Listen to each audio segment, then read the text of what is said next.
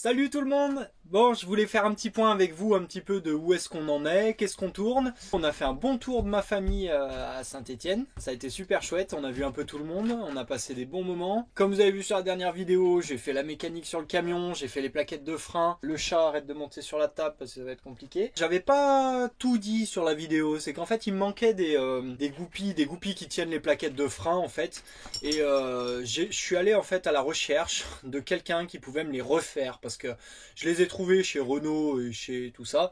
Ça valait plus de 100 € pour deux goupilles qui tiennent les plaquettes. C'est un bout de métal percé de chaque côté, hein, donc voilà. Mettre de l'argent dans le camion, ok. Mettre 100 € dans 4 bouts de ferraille, voilà. J'ai trouvé un super petit serrurier à Saint-Étienne qui travaille à l'ancienne, tout ça, qui m'a fait les pièces sur mesure pour 20 €, donc génial. Donc j'ai pu finir de remonter ça, j'ai fait l'autre côté aussi. J'ai essayé de commencer à reboucher le pot d'échappement, mais j'ai pas eu le temps, du coup j'ai mal fait, donc ça n'a pas marché.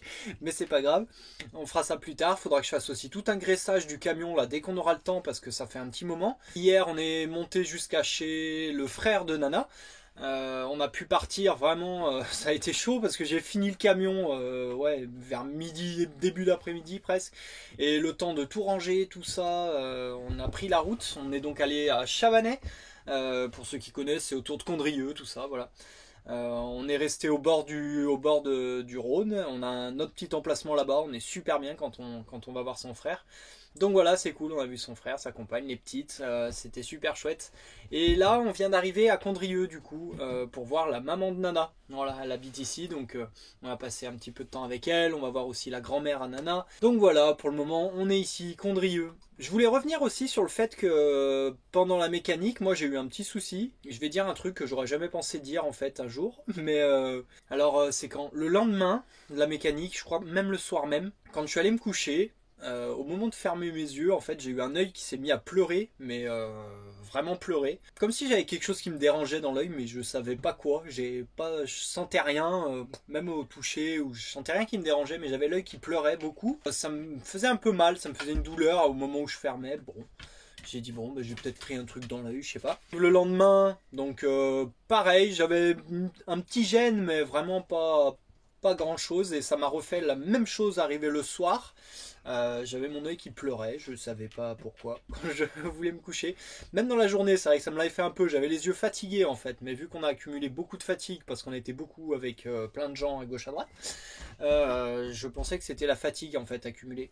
Et le surlendemain, en fait j'ai commencé à me rendre compte que je voyais flou de cet œil, alors que j'ai normalement une supervision de base. Ouais, je commençais à voir que tout ce qui était loin, je le voyais flou, ce qui était proche ça allait, mais quand je fermais mon œil gauche, j'étais là, ah ouais, en fait tu vois rien là-bas.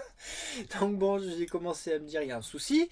Donc voilà, en plus je continuais un peu de gratter la mécanique ce jour-là et tout, puis ça me dérangeait vraiment. Puis alors le fait d'être dehors, vu qu'il y a beaucoup de choses loin, ça me floutait ma vision générale, quoi, de fait d'avoir un œil qui voyait un peu mal. Je dis bon, bah on va peut-être faire quelque chose. De là, on prend un rendez-vous en visio. Je sais pas si vous connaissez, nous on se sert quand c'est des petites choses comme ça de l'application Care. C'est une application qui permet d'avoir des rendez-vous en fait en visio avec un médecin ou quoi. C'est vrai que c'est pratique quand on est des fois à un endroit que voilà, c'est hyper pratique. Alors les diagnostics sont peut-être pas toujours les mêmes qu'en réel parce qu'il y a moins le ressenti, enfin voilà, c'est peut-être un peu plus express, mais des fois ça donne un petit avis, voilà, qui peut nous servir. Donc moi en l'occurrence là ça m'a pas du tout servi, mais c'est pas grave. Du coup j'ai eu un rendez-vous assez rapidement avec ce monsieur, un ophtalmo en visio, et il me demande dans quoi je travaille, tout ça, puis je lui dis que pour le moment du coup là actuellement je suis sans emploi et que je suis en train de me basculer dans le monde de la vidéo tout doucement. Et voilà, il me demande un peu plus, vous y passez beaucoup de temps, tout ça, bah ouais un peu, hein, forcément le temps de faire les montages et tout ça, ça me prend du temps, mais voilà, enfin je sais pas, peut-être 2 heures par jour, maximum 3 heures dans la globalité, mais moi en plus c'est plus des pics, genre je vais avoir fait la vidéo, je vais devoir faire un montage et je vais bosser tout à l'affilée, tout un montage complet, maintenant j'y arrive en 5 heures on va dire, j'arrive vraiment du début à l'exportation, j'arrive vraiment à aller plus vite qu'avant, donc en soi, je voyais pas trop le truc. Puis c'est qu'un œil en plus qui voit flou, donc bon.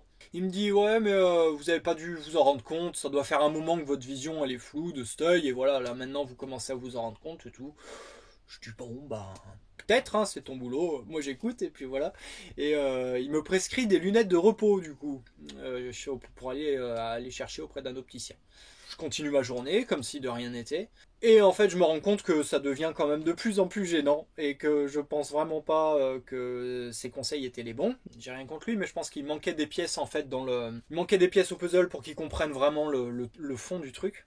Et ça vient vraiment me déranger. On arrive le soir et au final, on finit par se décider avec Nana. Elle me dit mais si ça va vraiment pas, profites-en, on est à Saint-Étienne, tu vas à l'hôpital Nord. Ils ont en plus des urgences ophtalmiques. Et il y avait ma maman aussi en plus, donc c'est cool, elle connaît bien.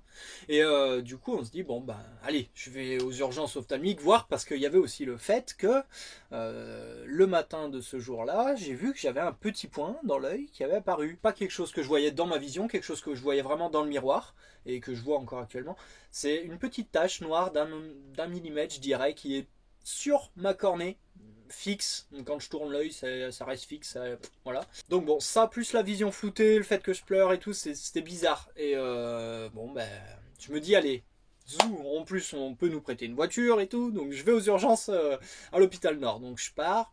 Heureusement, les urgences ophtalmiques c'est à part des urgences médecine et tout ça, donc j'ai pas eu à attendre 3 heures parce qu'il y avait un monde fou comme d'hab. Je suis passé vraiment direct et j'arrive vers le gars et tout, je lui explique. Et il me dit, mais il commence à regarder, il me met sous son microscope. Il me dit, vous avez une paille dans l'œil. Je lui dis, ah, une paille dans l'œil, c'est quoi une paille dans l'œil? Ben, il me dit, en fait, une petite paille de fer, rouillée, voilà, bien dégueu en plus, qui a été projetée dans mon œil. Voilà, évidemment, quand je fais de la meuleuse, quand je perce, quand je fais tout ça, j'ai jamais de lunettes, j'ai jamais de trucs, voilà, qui me protègent les yeux.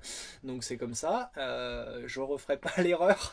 Franchement, ça fait des années que je bricole, que je fais plein de trucs, que je suis dessous comme ça et tout. Ça m'est jamais arrivé. Et je lui ai dit en plus, j'ai rien senti. Je veux dire, vous savez comment ça fait quand on se prend un truc dans l'œil, on est là, on galère à le sortir, on fait plein de trucs, on n'y arrive pas, ça fait mal, ça irrite.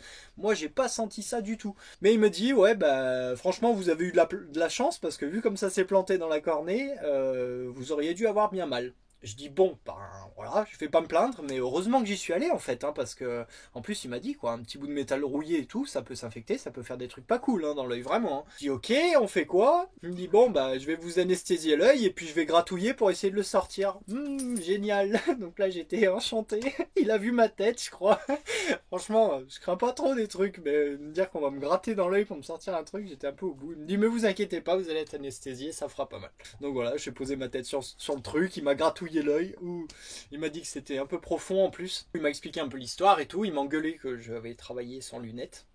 et puis voilà. Du coup, le chat, tu redescends encore une fois. Hop, on va pas faire tout bouger. Donc voilà, il m'a dit que le fait en plus d'avoir gratouillé, ça allait faire un ulcère, ça allait faire un petit ulcère en fait à l'œil. Donc c'est une plaie, comme quand on se plante un truc dans la main, on a une plaie autour, faut le temps que ça cicatrise. Et ben pareil pour l'œil et que ça allait du coup continuer de me flouter la vision pendant un petit moment. Mais voilà, du coup je m'en sors. Ouf. Et du coup voilà, ouais, ce que je voulais dire c'est que je vais m'acheter des vraies lunettes parce que j'ai des lunettes de travail, enfin c'est un masque de travail. Il est dans un état en fait quand je le mets, c'est presque comme des lunettes de soudure, je vois rien. Du coup je vais me racheter un masque qui sera quand même un peu plus adapté, au moins pour quand je meule, quand je tape fort sur de la ferraille et tout, parce qu'en fait une projection c'est super vite arrivé. Et je me rends compte que là ce qui nous est arrivé, ça s'est passé à Saint-Étienne, il y a des super ophtalmos, tout ça, pas de problème. Ça nous arrive quand on est dans un pays où c'est un petit peu moins développé, les hôpitaux, tout ça.